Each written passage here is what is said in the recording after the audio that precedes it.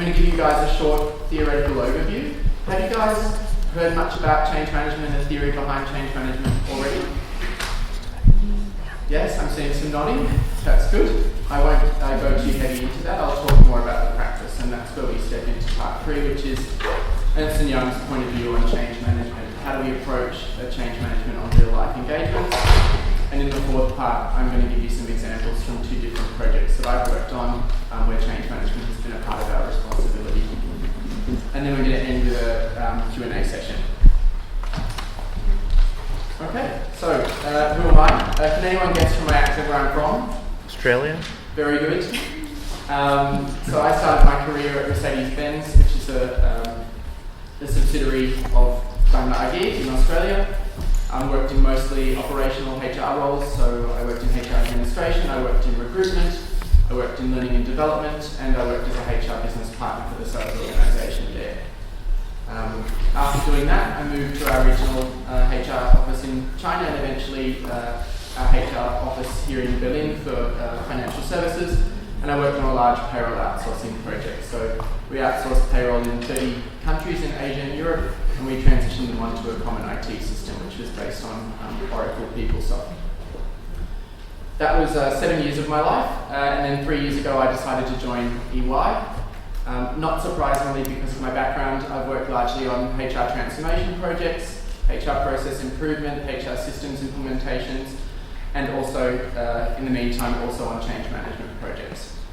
So that's a little bit about me. In terms of where I sit, I'm in the EY organisation. I've got a bit of information that maybe if we have time we can run through later that talks about EY as an employer. We have essentially 4 lines of business. The most famous of those is audit. We've got a part of the business that's also really growing and is probably going to see more growth in the future is advisory, and that's where I work. As the name suggests, we advise clients on how to improve their performance, and I do that specifically for people advisory services, and we have a pillar, they call that, within people advisory services called performance, and within performance we specialise in HR transformation, change management, and organisational design. Okay, so a little bit about the theory. Why is change management relevant? Perhaps you guys can tell me, why is change management important from a business context in today's world? Anybody, come at me. Because in today's world everything's changing already, and you have to change your business in order to adapt to your environment. That's right. So everything's changing, and it's changing faster than it ever has before. We just have to look at technology, for example, to see how small and advanced things have gotten in such a short amount of time. Our customers are used to this change. They're changing a lot, and we need to be able to keep up with them. At the end of the day, we're in business. We want to make money. Making money means selling things. We need to make sure we understand our customers and keep up with the changing trends there. Change management is also important because it's not always managed very well, and there's some statistics there at the bottom of the slide that explain that. How do employees experience change? Has anyone seen this model or something similar prior? Yeah. So it's very familiar, and it talks about the employee's or a person's experience when it comes to experiencing change. First of all, they experience some shock. No, I can't believe this is happening to me. I really thought I could stay doing the same thing that I was doing forever. Denial, it can't be true. Surely I can just stay the way that I am now and that'll be fine. Frustration when they realise that, hey, this change is really coming and actually I do have to change myself. So I'm going to get sad about that. I'm going to be demotivated. After a while, I might decide to break out of that, experiment a little with these new ways of working or a new way of being. Make a decision, is this something that's going to be for me or not? Do I want to commit to this change? And finally, integrate. So take that change on board, accept it, and move forward. Given that, what do we think the benefits of change management are? Why do we do it in business on projects? I guess you don't really have a choice. You have to go with it. Yeah, well, I mean, the choice as an employee would be to go with it or leave, I suppose. Of course, that's not how we market change management, but we are as aware as to who our key stakeholders are, who's important in a project, and who actually needs to come along for the ride, because not everyone needs to be highly engaged when it comes to change management. But it is important that we do have the key people motivated. So we want to make sure that during the change, we keep people as productive as possible so that this business can run smoothly and transition to new ways of working. And it's also important after we've implemented the change to make sure that all the changes that we're wanting to implement are actually adopted by that business. There's no point spending all of this money in hiring consultants like myself to do it if at the end of the day the business doesn't change like they expect it to. Okay, so that was a little about the theory. And as I said, now I'm going to dive into the practice and what our point of view is. Obviously, EY is a business, and we have competitors, and the other big four also have points of view on change management. So how do we differentiate ourselves in the market? How do we approach problems related to change at clients? When we think about change management, we're guided by 4 principles. So we want change management to be balanced. Normally, when people think of change management, they think about the softer side of change management, that it's all fuzzy, that we sit in a circle and sing kumbaya and hug trees and things like that. And certainly making sure that we're winning over people's hearts and minds is important, but it's not everything, because concretely, certainly in my experience, there are lots of things that have to be done in the business to make sure that everything is aligned for a change, and if those things are forgotten, it will fall in a heap. Or people will get fairly stressed prior to the go live, and that's not ideal either for business adoption. Second point, which I think is probably the most important and one that I'm always drilling into the clients that I work with, is making sure that it's business owned. Obviously, as consultants, we're really happy to help businesses when they ask us to assist with change management. At the same time, though, we want to enable those businesses to be able to own that change going forward and ensure that it's a sustainable change. So at the end of the day, we will step away from the business at some point, or step away from that project when it becomes live. How do we make sure that that just becomes part and parcel of the way of working in the future? We try as much as possible to be bold, visual and creative, and to challenge the status quo, to try and remove that thinking of, well, we've always done it this way, and we're always going to do it this way, and we're not going to listen to what you have to say. So sometimes you have to shock people a little into understanding your point of view. And all of that leads also to talking about change being benefits-led. So we work a lot with our clients at the beginning of projects to understand what it is that they're trying to achieve through a change. A lot of the time that's efficiency, a lot of the time that's cutting heads. So making sure we understand what their goals are, what that means, and making sure that we're measuring our success along the way, and putting the right messaging in place so that everybody else understands what the benefits are to be derived from this change. Based on those guiding principles, EY has established an approach or a methodology that we use to manage change with our clients, which obviously can be adapted based on the client that we're working with. But it centres around 2 key components, and that's business engagement and business readiness. So when we think back to the first guiding principle on the last slide, business engagement is the softer side of that balance, and business readiness is that more concrete side that I talked about. So business engagement is made up of making sure that we have the right people on board for this change, making sure they understand the reasons behind the change, and at the end of the day, making sure that they can be vocal proponents of the change within their business and really lead it on our behalf. It has to do with articulating a vision and case for change to be able to understand the why. It's about making sure that we're identifying and tracking the right stakeholders, and it's about making sure our leaders are aligned and that we're propagating the culture that we want in this new world that we're trying to move into. Business readiness, on the other hand, is very much getting the people, processes, systems and structures in place to be able to make sure that the change is a success. So a key cornerstone of that is a change impact assessment or analysis, and I'll run through that a bit later with a practical example. Identifying any policies and procedures that might need to change as a result of change. Ensuring that people have the right capabilities going forward, so training and development when we see that there are going to be gaps between what people do now and what people do in the future. Org design, looking at the organisational structure. Talent management, looking at the people within that structure who are our high performers, how we're motivating and managing them, and making sure that they play a key role in a new world. And deployment and post-go-live support, and that's that sustainability element that I was talking about. How can we set up structures and procedures for the future to make sure this change can continue to be supported? This is a tried and tested approach for us. We've used it at multiple clients, which means that we've also learned some things that have helped us to develop and refine the approach. So in terms of business engagement, what are the key things that we've found that have been helpful?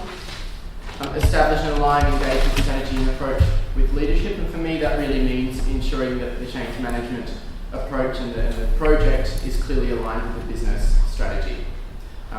Like also when we talk about HR, what should our HR strategy be? It should always be based on where the business wants to head.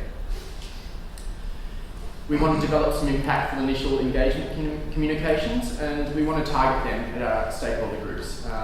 Blanket communications really isn't enough. Obviously there are moments where we need to talk to the whole business about something, and we need to send some broad, consistent messaging about the program that we're trying to implement. But we also want to target specific groups, be that the C-suite level, or whether that's employees who are directly affected by the change.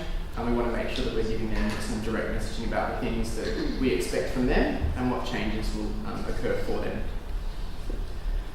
We've noticed that it's always better to guide the change management from the beginning of the project, so from scoping what the project is going to be about right into the support phase. Leaving halfway through or changing suppliers, that's obviously a massive risk for our clients. Back to the principle of being business owned, the fourth point up there is using your target audience. So making sure that those key stakeholders who you're engaging with are also owning communication messages about the program, and they're sending it out to their teams to communicate that they're actually behind this change. And like I said earlier, it's about being bold and challenging the status quo. And not everybody is going to like the change at the beginning. How can we persuade them that the change is actually going to be a good thing for them? For business readiness, the key thing here is planning. Everybody's heard it. You fail to plan, you plan to fail, and that is certainly true in the space of change management and in business readiness. There are 1,001 things that always need to be done to get a business ready for change. If nobody's tracking that, if no one's identifying and articulating what those changes are, that makes things very difficult.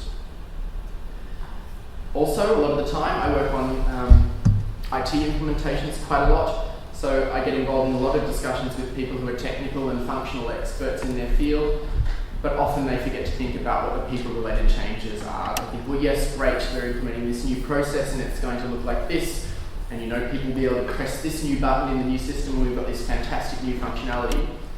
But they don't think, oh, actually that makes our business far more efficient. There's a lot more autonomy now in the system, which means people don't need to do manual paperwork. What are we going to do with that capacity going forward? How can we redirect these people to more value-added activities? And do these people actually have the skills to be able to do that? Establish and clearly define the business governance. Who makes the decision as to whether the business is ready for this change and what criteria are set up behind that? Resourcing is another problem, and it was certainly a problem for one of the clients that I'll talk to you about a bit later on. Trying to get a forward view of what these changes really mean, how much effort it's going to take to implement these changes, and who from their business or externally do they require. And then the last one there, capture lessons learned, is quite important, especially on IT implementations. They can go for years, they can go over multiple phases. How do we look back on the phase that we've just completed and say what worked well, what didn't work so well, what do we want to do differently in the future? Document that and then make sure that we're incorporating those lessons learned going forward. Alright, I'm going to dive into some practical examples unless anybody has specific questions about what I just talked about. So as I said, I've worked on a lot of ERP implementations. Does anyone know what an ERP is? It's named Enterprise Resource Planning System, and I'm currently working in an IT system house, and we have a change at the moment. And it's pretty hard because you have to do all the open processes you have in the company, and you also have to externalize the knowledge of the people so you can model and put all the processes very detailed into the new system, and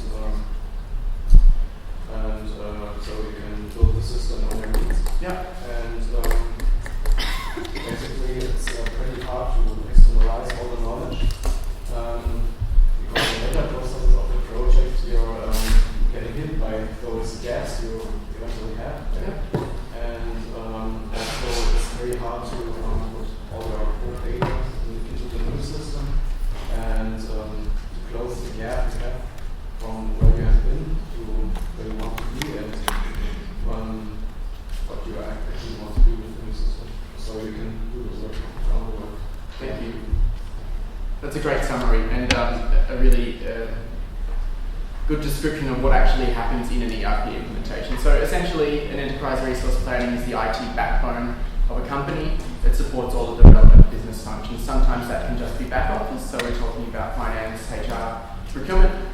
It can also be the front office functions, so sales, logistics and planning, customer service and manufacturing, for example. And on this particular global chemical company assignment, it was absolutely that full scope of processes, and it covered 12 of their European locations from a sales, marketing and manufacturing perspective. This system is also designed to then be a global template for other regions. So it's a big deal for this company, and they're not used to a lot of change.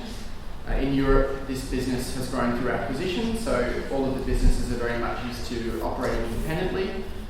The business strategy of this particular company is to bring them onto one platform, one set of standard processes. Obviously, if they're all doing things very differently, that presents some change management challenges for us, and it creates some gaps that we need to fill and some discussions that need to happen. And that, of course, takes time, which is why this company had planned until the end of next year to be able to have this rolled out in this region. So, there's two key change management challenges that we have faced on this program. This is a program that I'm working on currently. One, due to all the processes in scope and due to all the geographies that I mentioned earlier, it was very difficult at the beginning of this project to identify, track and communicate with the necessary stakeholders to make sure they're bought into our program. And the second challenge was that stakeholders were really unaware of what the benefits of the program were, what it was actually about, what it meant for them. So it was not only identifying who this project was relevant for, but also being able to articulate to them why. So what was our response? Obviously, we went back to our approach and we said within business engagement, there's a component called stakeholder engagement and communications, and we're going to rely on the tools and templates and methods that we have within that section to help this client with their problem. So the first step is, how do we identify stakeholders? What constitutes a stakeholder?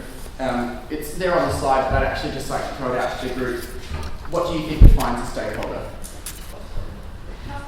Yeah, that's right, it's a very broad group, and I'll show you on the next slide the different types of stakeholder groups that we identified on this project. But essentially, identifying a stakeholder and understanding the level of importance to the project is done through understanding what impact the project will have on them and what influence they have on the project. Do they have the power and authority to move money, to move resources to be able to support our efforts? Do they have the power to block what it is that we're trying to achieve? And in terms of impact, will their day-to-day work change, and how much as a result of this project, this implementation? So, you were kind enough to give some examples of stakeholders, and obviously they are wide and varied, and on this project it was no different, given the geographical and functional scope that we had. And it goes right down from the company board at the top to functional staff who are going to be using this system going forward, and everybody in between. With such a broad group, it's not necessarily possible to communicate with these people one-on-one, and we need to target our efforts. And we do this by prioritising them into tiers. And on this program we defined 3 particular tiers. Tier 1 at the top are the key decision makers, and they're the people who are really essential to the success of the project. Those people who I mentioned earlier who have the power to support or block our efforts. They may not be very much impacted by the project. Their staff may be, their teams may be, but they sit a little bit above the system that we're implementing. But individually they have quite a lot of authority. And their interest in the project will vary depending on what we're talking to them about. Tier 2 is the key impacted staff, and this is really the critical mass. These are the employees who are going to be using the system every day. They're very highly impacted. On their own, they're not very influential, which they would like to hear. We certainly don't communicate that. But as a group, they've really got the power to block this project as well. If they don't have faith that the system is going to deliver what they need to do on a day-to-day basis, they can certainly also have an influence. And Tier 3 is the least important tier for us, but still in need of communication and engagement, is the wider employee population. So those people who don't work directly with the system, but who may have to work with other people who do, and may need to provide inputs or receive outputs from the system. So it's important that they understand the change that's coming. So I mentioned that the tiers really help us to prioritise our communications efforts. They also help us to give clear messaging. So here are the 4 overarching phases for our project: scoping, which we've completed and we're now in the design phase. We'll then go on to implement the system in the selected geographies, and once the system goes live, we'll work on continually improving processes and systems. At the beginning, you'll see we're only really engaging with the key decision makers. Why do we think that might be? If you work all the groups at the same time at the beginning, it would be confusing maybe, just to focus on the key information and to be specific in the beginning. Yeah, correct. And we wanted to make sure that we were clear on what management's objectives were. And we wanted to really lead on that and have that change driven from the top. So it was very important to engage with them quite early on before we planned the rest of our activity. As we move forward in the phases, the key impacted staff get far more involved. Can we understand why that might be? Once you like implement the project, you definitely need like more support, more people from the organization. Mm-hmm. So they actually need to include them in the project, but we also want to like also get some feedback on some more details of what you have to adopt the project on. Yep, correct. So we undertake design workshops where we talk about processes and gaps. These people are definitely the right people to be able to give us that information, because they're the people who are currently conducting these processes, who are using the current systems. So their input is really important, and as we move forward to the go live, we also want to make sure that these people are engaged and support the new system and the new way of doing things, because they're the ones who are going to be responsible in the future also for undertaking that work. So far I've talked more about groups and targeting specific groups. There are also important individuals within an organisation that require engagement from us, from our program. Here's a list of stakeholders who belong to Paul Neumann. And he is the program director. He has a number of people, both in a global setting and also in the countries that we're rolling out to, that he's responsible for engaging with. For every stakeholder that we've identified in the program, we've allocated a stakeholder owner to. We have a fortnightly meeting with all of those stakeholder owners to discuss our stakeholders and whether they're on track in terms of their engagement or not. And there's 2 things in particular that we check and that they have to update in this tracker every fortnight. We define a cadence, what we think is appropriate for contacting these people and what we think is necessary to ensure their engagement. We want to check that those meetings are being had, or whether those emails are being sent, however the stakeholder enjoys being engaged with. And we also want to check, is the current level of engagement equivalent to the required level of engagement that we've defined for that stakeholder? If it's not, then the Excel tool will flag that some actions required in red there, and we'll talk about the exceptions in this meeting. It sounds like a lot of work, and a lot of the functional people on the project do see it as a lot of work, but it's important work to be done. It looks like an administrative process, but at the end of the day, what it's trying to do is force a conversation. So those fortnightly meetings we have are really focused on that last column there. What action do we require to get this person back on track? Do you need to meet with them again? What are their issues? Do we need to put a presentation together to address that? Do we need to get the program sponsor to call that person directly and have a discussion, for example? So that in total was how we used our stakeholder engagement approach to be able to define who's important to our project. The second part of the problem for the client was to talk about why this project is important and to help our stakeholders to understand what impact it's going to have on them. So, in order to do that, we relied back on our methodology, and particularly the component around developing a vision and case for change for this client.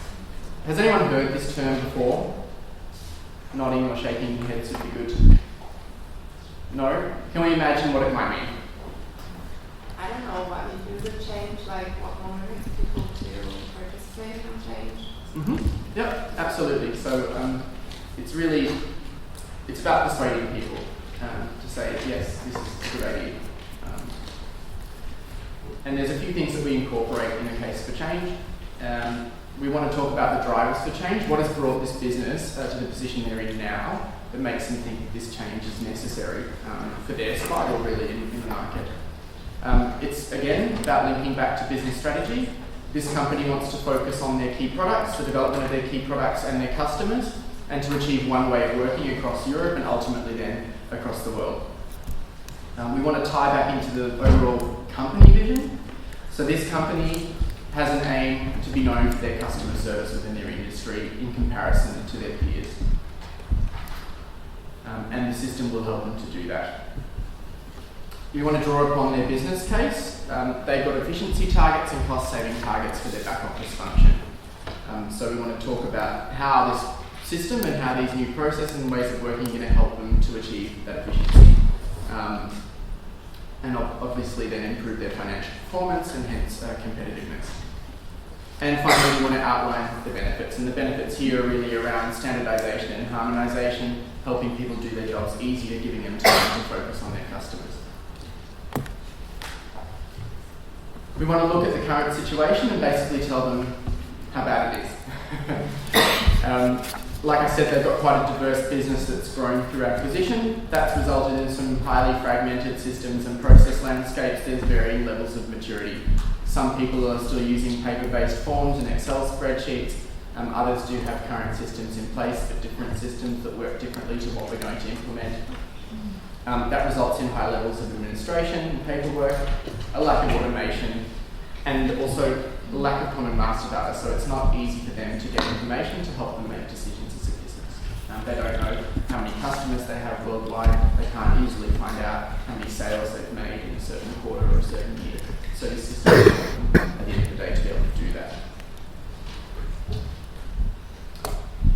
We then want to give them a better view, a brighter view of the future. I won't go through this, but essentially we've taken out some key groups of stakeholders or key groups of people in different functions, and we've attempted to explain to them how their world will be different on a day-to-day basis when we implement this system. So for the employee, for example, they're going to have an online kiosk where they can take care of all their HR processes. They don't have to ring the HR service centre, they don't have to fill out a paper form and scan it or put it in the mail or whatever that might be.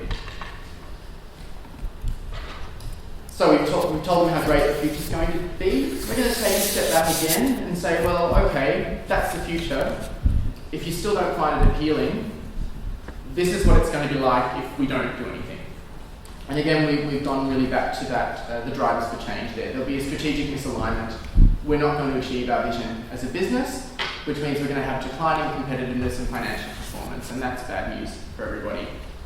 We're going to continue to be inefficient, and we're going to have limited decision-making ability as we currently do. Then, of course, we talk about how the system's going to save the day. With the current challenges we have, we explain how they're going to be addressed by the new system. So, supply chain, for example, is an area of problem for these guys because of a lack of standardized processes, because of a lack of transparency. So they're going to be able to better manage their stock, they're going to be able to better supply that stock to their customers. They're going to be able to make better decisions, they're going to have more time and energy to be able to focus on their customers and the development of their products, which is again in line with their strategy.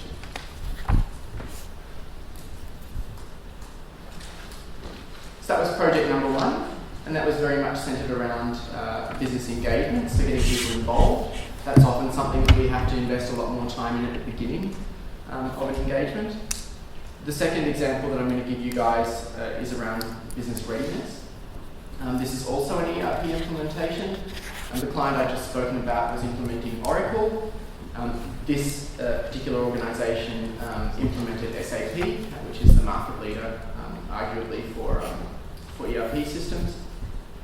The background of this project and the drivers for change were that this government department was formed as a merger of 4 different government agencies. And at the same time, the state government across all departments launched a shared services program to bundle their administrative activity. So that was a lot of change for this particular government department to handle. Those 4 different agencies operated very differently, and although they'd shoved all of the administrative staff in one shared service centre, they were still working on all of their old systems.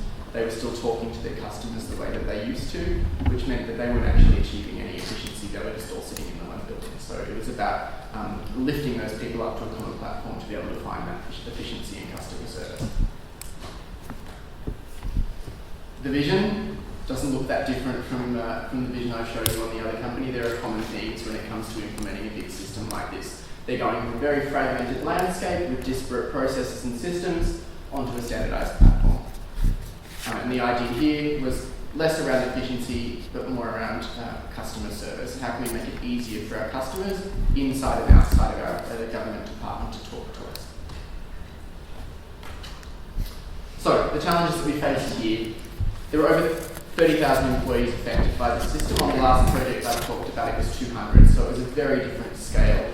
On the last project, the project that I'm on at the moment, I'm the sole change management practitioner. On this one, I was part of a team of 40 from EY.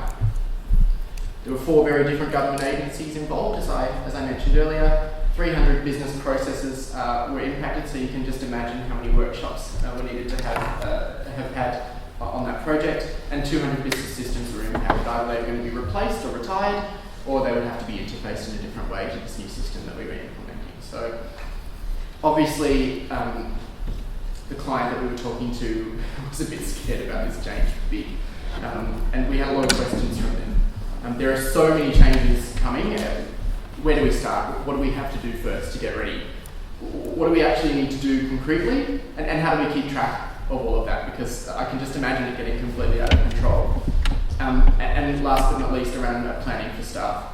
We need information to help define our resourcing for this. We know that we're going to require people. We know we're going to have to take them out of the business, but when and for how long, what are they going to be doing? What skill set do they require? So this is already sounding a little bit more operational, a little bit more practical, and as a result, we look to the other side of our methodology. We look at business readiness, and as I said, this example really revolves around the change impact assessment that we undertake, or change impact analysis. CIA, we call it, but it's not top secret. What is a change impact assessment? It is what it sounds like. It's an assessment of the impact of changes. It's an activity designed to articulate what are the changes between current and future state, what is the size of the impact of these changes, and most importantly from my perspective, and certainly from the business that I was working with, is what actions are actually required to fill the gaps between current and future state. A lot of the times the businesses can quite easily articulate, or they just know instinctively, wow, we're changing this process, we know it's going to be very different in the future than what it is, therefore it's a high impact. Great, but what do we do with that information? It's about, well, to fill that gap, we need to do X, Y, and Z, and that's what this activity is about. So more specifically, what activities does this inform? It informs our planning from a change management perspective. Are there people transition needs? Are people going to be made redundant? Are they going to need to be redeployed? Do we need to hire new people to carry out these functions? Do people need to be trained so that they have the right skills to carry out these functions in future? And also from a more technical point of view, do we need to gather data? Does the data exist? Do we need to populate it? Do we need to clean it before it becomes ready to go into this new system? Is it compatible? And how long is that going to take? And do we need to develop or revise supporting business documentation? Do our policies and procedures need to be updated? Does the link on our intranet to a certain form need to change, etc.? So right down to a very minuscule level of detail. Our approach to change impact assessment is to make sure that it's as less disruptional as possible. Although change management is important, and everybody realises and acknowledges on programs like this that change management is important, it is also something that often gets neglected if you're not a change management practitioner.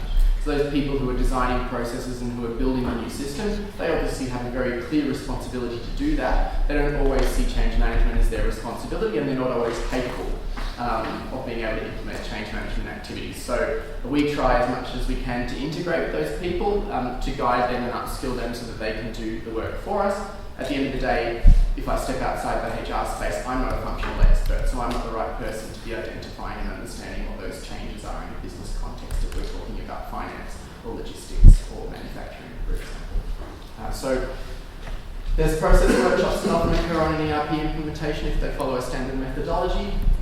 We work together with those functional experts to prepare those workshops. We're there with them as much as we can be, depending on our resourcing in those process workshops to ensure that we're understanding what those changes are. We often use an Excel-based tool to be able to capture that information so that it's easier to consolidate later on. We take the information that's delivered to us away and we analyse that. We try and make sure it's as consistent as possible across all functions at the right level of detail. We go back to our functional experts. We ask them what they mean when they say A, B, C or X, Y, Z to make sure we've got a clear understanding that we're communicating that in a way that's going to be understood to the wider business. And of course then we consolidate all that information and communicate that to our stakeholders in time for go live so they understand what they need to do to be ready. So what are we assessing in those workshops? What are the columns that are in our spreadsheet? When we talk about change, we talk about 4 main areas: process, people, organisation and systems. Process and systems are more the technical aspects, so at the moment this process is relatively complex. In the future it will be automated by the system and therefore less complex. Or we might say, well, it's not currently conducted on a system, in future it will be, therefore there's a high systems related impact on this project. When we talk about people then, we say, do we have enough people to do this? Have we got too many people in the future to do this? Do we need to redeploy people to other areas? What are the skills that are required? And in line with that, we talk about the organisational structure. Are we optimally aligned within our organisation to be able to support this new system and the processes that need to be undertaken as a part of that new system? Will capacity need to be shifted if systems become redundant? So they're very much aligned. A consistent rating scale is so important. Clients always say to me, well, what does high actually mean? So we need to define it up front so that everyone's got the same idea, because some people might work in one function and think that the change is, the customer service guy, for example, on the project that I'm working with, he's a very relaxed kind of guy, so, change would be low. And I said, well, what about all of the organisational changes that are going to happen, all the people in the countries that are going to be made redundant? I said, oh yeah, I think that might actually be a big change. So you often have to test people on that. So a high change is where there's a real significant difference between the way of doing things now and the way we're expecting things to be done in the future in relation to those dimensions that I've just touched on. Moderate is then talking about, well, there's some difference, and then low difference mean there's little or no difference between the current way of doing things and the new way of doing things in the system. For example, the process might work exactly the same way in the new system as it does in the old. There's just a different look and feel to it. So is there really a huge amount of training required there, or can we just give them a quick reference guide that they can use on their first day so they know how to log in and which buttons to press? 2 additional considerations that I find really important, and like I said, probably more important than some of the content-related changes. One is having the ability to moderate the change impact that we've come to as a result of these workshops. The tools that we use are great because they provide a really structured approach and ensure consistency as much as possible, but it also means that we're quite inflexible. So if we say that the process is changing drastically, there's going to be new capacity required for this process, that sounds like a really high impact change for the business. But if we consider 1, the number of users or the number of employees that are going to be affected by a change, and 2, the frequency at which this process is conducted, we might come to a different conclusion and want to adjust that rating so that we're focusing our energies in the right places. For example, if we've got a pre-calculated change impact assessment that says for this process we expect really high impact for change, but it affects less than 5 users and it's conducted once a year, we're not going to leave that as high, we're going to revise that down so that we're not spending unnecessary energy articulating the changes around this because it impacts so few people. And the last thing that I think is the most important is that concrete, well, okay, what do we need to do? It's the change interventions that we implement as a result. So that's looking at training from a system and process perspective. When I'm sitting at my desk, how will I do things differently? What we call education, which is also training, but it's more about new roles or concepts. For example, on the other project, the project I'm on at the moment, they're moving to conduct resource planning on a system. At the moment, that's done on a piece of paper, so highly unsophisticated. That's a massive new concept, not just a system and process that's been introduced there, so some education is going to be required to people who need to do that in the future. People transition, as I've mentioned, that's so important. I won't go into more detail about what that means again, but ensuring that people are in the right place and that we're fulfilling all of our legal obligations to our employees as well. It's really important, and that's where a strong connection to our HR department is also key. New or updated documentation, and if an interim process is required. When we're on a multi-year project where we're replacing multiple systems across multiple government agencies, why might an interim process be required?